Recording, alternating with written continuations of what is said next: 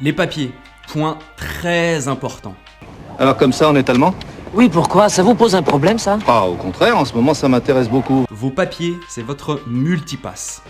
Lilou Dallas Multipass. Il y a des pays où vos papiers d'identité, c'est votre vie, hein. Je déconne vraiment pas là-dessus. Genre, quand j'ai fait de la moto dans le nord de l'Inde, proche de la frontière pakistanaise, il y avait vraiment pas mal de checkpoints militaires à passer. Et là, du coup, sans papier, on peut très très vite se retrouver bloqué. Moi, ce que je fais, en général, c'est que je scanne tous mes papiers importants, permis, carte grise, assurance, passeport, carte d'identité, et je stocke tout ça sur ma boîte mail ou sur un espace de stockage sur Internet. Et en plus, ce que je fais, c'est que je me balade aussi avec des photocopies sur moi, car en cas de problème, du coup, ça me permet d'avoir des copies à fournir, par exemple, aux ambassades ou aux autorités locales. Alors, assurez-vous que vos papiers sont en règle et qu'ils sont encore valables pour la durée du road trip. Sachez par exemple qu'il y a certains pays qui exigent que le passeport soit valable au moins 6 mois avant la date de péremption au moment où vous entrez dans le pays.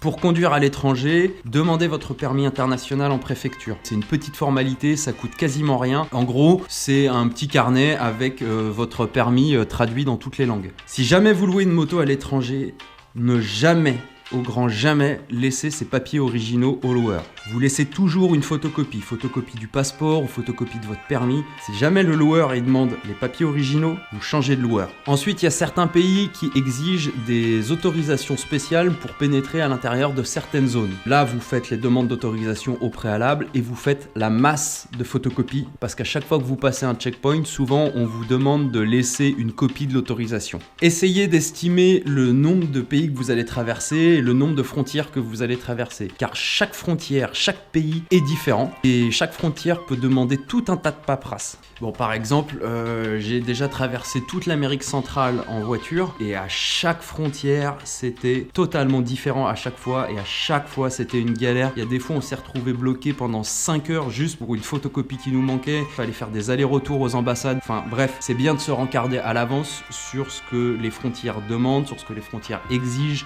au moment de les passer pour pas vous retrouver bloqué bêtement. En gros, moi ce que je vous recommande, c'est d'avoir une pochette avec tous les papiers, les autorisations, les copies de vos papiers d'identité. Tout ça réuni dans un seul et même endroit, dans une pochette hyper bien organisée pour gagner du temps quand vous allez passer des frontières ou des checkpoints. Bref, ça demande un max d'organisation et là-dessus, j'insiste, faut vraiment être ultra carré. Moi, j'ai déjà rencontré des mecs qui avaient leur moto bloquée à une frontière depuis des semaines juste à cause d'une photocopie qui leur manquait, ils pouvaient pas la fournir et du coup, ils étaient bloqués comme des nounouilles à la frontière, ils avaient plus leur moto, ils avaient plus rien et voilà, ils étaient dans la galère quoi.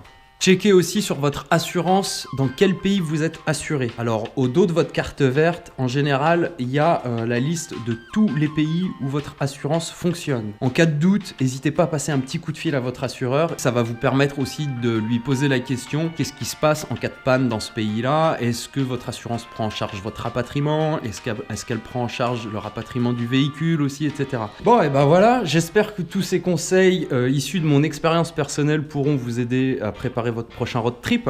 Moi, je fonctionne pas mal sur l'improvisation. Sachez que chaque préparation doit s'adapter à votre road trip et que chaque road trip est différent. Alors, j'ai sûrement oublié de mentionner certaines choses.